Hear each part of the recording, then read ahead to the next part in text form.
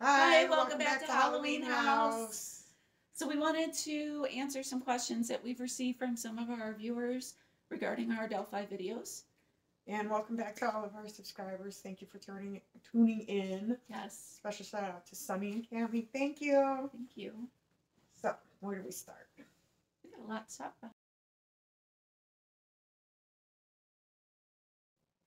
So in a minute, we're going to take you in the car on the ground to show you 300 North, which is the road that runs adjacent to the trail, and why we do not believe that the perpetrator parked at the CPS building. So initially we thought the CPS building was this large industrial building there, but it actually appears that it was torn down. We don't think CPS stands for Child Protective Services. It might have been a small industrial or small office building. But there's a little parking lot there and a trail that runs to the trailhead. So we think that's where the car was that the police were interested in. But you would be walking on a trail down a road that's pretty well traveled. Mm-hmm. So you'd be noticed. Also, that car was there until after 5 p.m. And we know that the search party started way before that. Yeah, at about 3 p.m. So we don't think that that was the car that was there. Yeah. But we are going to drive you down that road so you can see how far it is to travel down that road to any of the entrance points to the trail or the cemetery.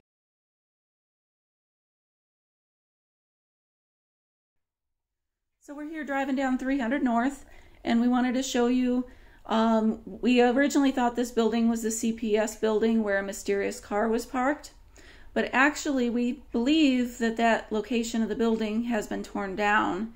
And you will see in a second the entrance to where the car was likely parked.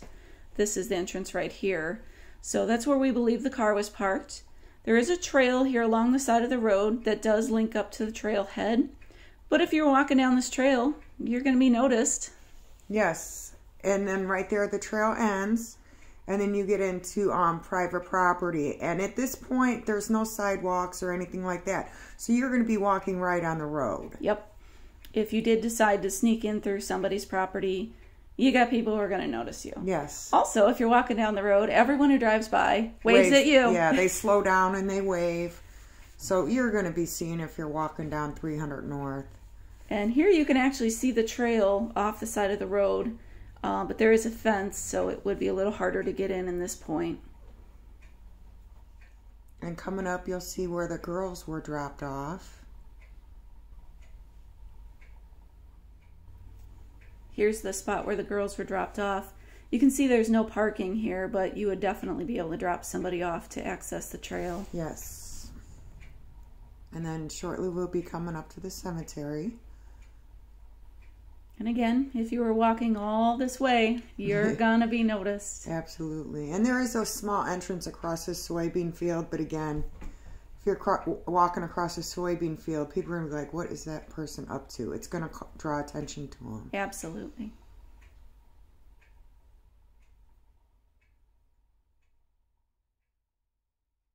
So you see what a long walk that is.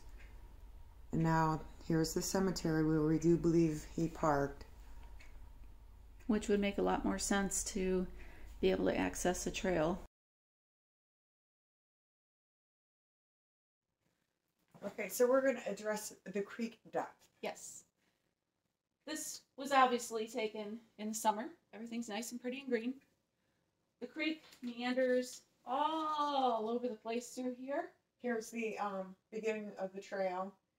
Right here is the end of the train press bridge. This is where he would have said guys down the hill, and this is where they would have crossed the creek. So right here you can see the sandbars. Here you can see the sandbars. You can see lots of sandbars.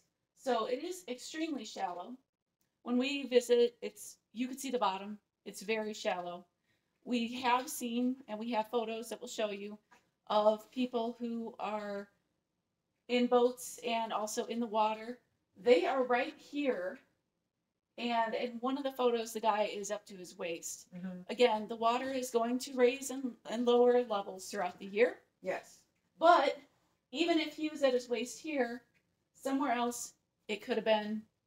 Up to your Ankle ankles. deep. Ankle Yeah. deep. Yes.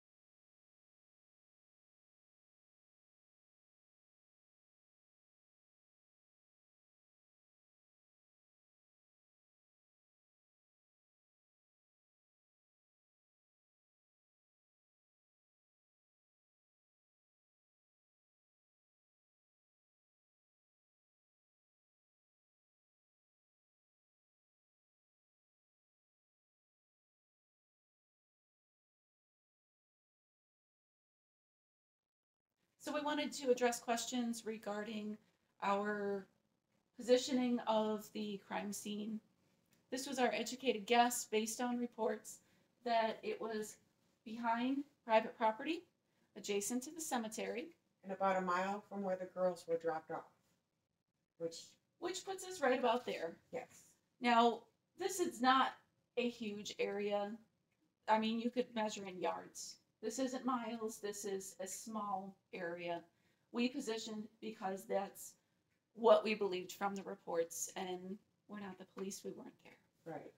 So if the circle was here, or if the circle was here, like she said, we're talking yards and feet. We're at the back of the cemetery, and this is the back of the Mears property. And so back behind, it almost looks like there's a trail going through the woods towards the ravine. They do have some barbed wire put up now. It looks somewhat recent. But we are back here by the ravine, and it gets closer and further because it is a ravine, so it goes all over the place. But hopefully you can see the drop off there.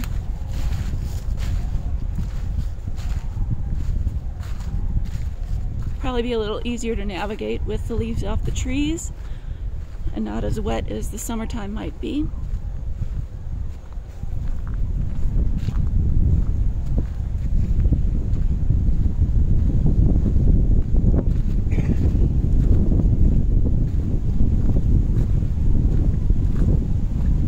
This is where you can really see the drop off.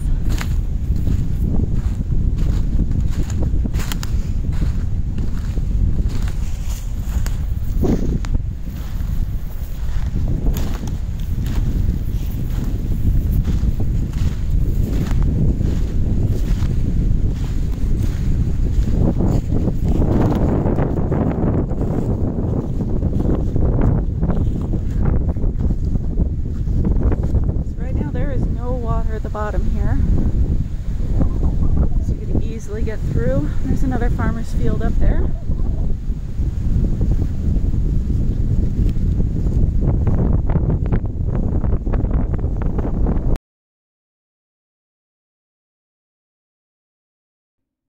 We also wanted to show you the opposite side cemetery trail. This is actually off of the High Bridge Trail, right where the bridge starts. And what we found was interesting was, since the leaves were off the trees, you could be back on the trail and see the bridge. So this is from the entrance. You can see where the bridge is located. And as we walk further back, you'll be able to see how clearly someone could watch people on the bridge without really being noticed.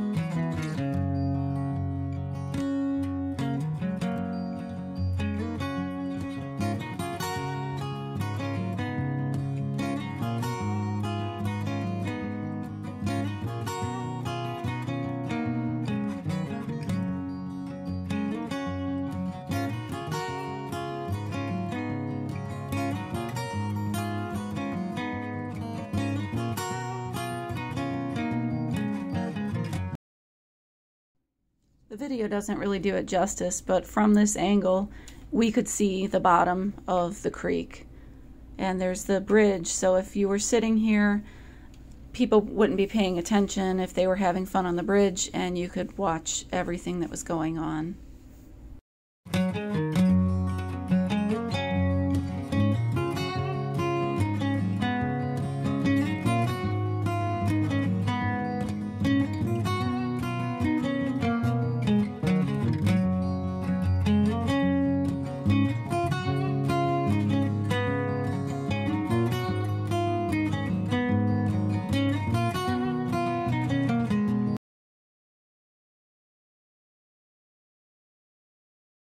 This was a really good question. Just to quickly address it, the trail is an extremely popular trail, and there are always people walking down it. So in the event that our perpetrator walked all the way back down the trail, or even walked all the way down the trail to get to where the girls were, he would have encountered multiple people on a nice day. They all would have talked to him, and they would have remembered him.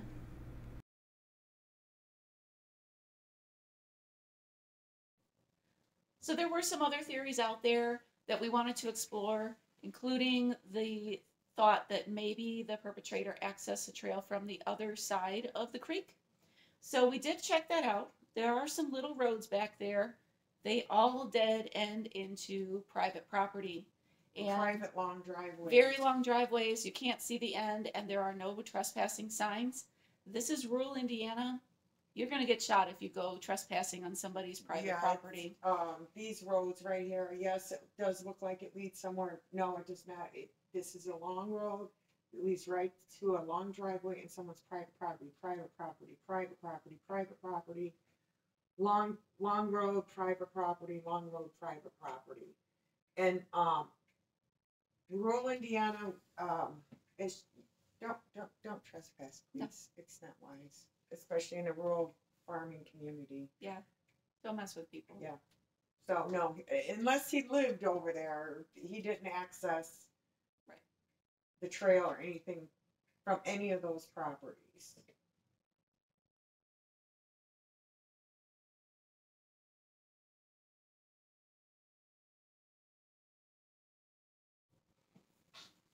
So we do want to bring up one other thing if you do go visit the nice town of Delphi. Something that we saw that wasn't the best, and we just want to make sure it doesn't happen again. Yes, we stopped for lunch. They have a lot of wonderful restaurants and bars in the area. But there was 2 other people there that were obviously investigating the case. I don't know if they were making another YouTube video or not, but they were questioning the bartender about the case, and I got secondhand embarrassment. People got quiet. People that were within earshot got very quiet and kind of looking down. It was upsetting the bartender. You could tell you could physically tell it upset her.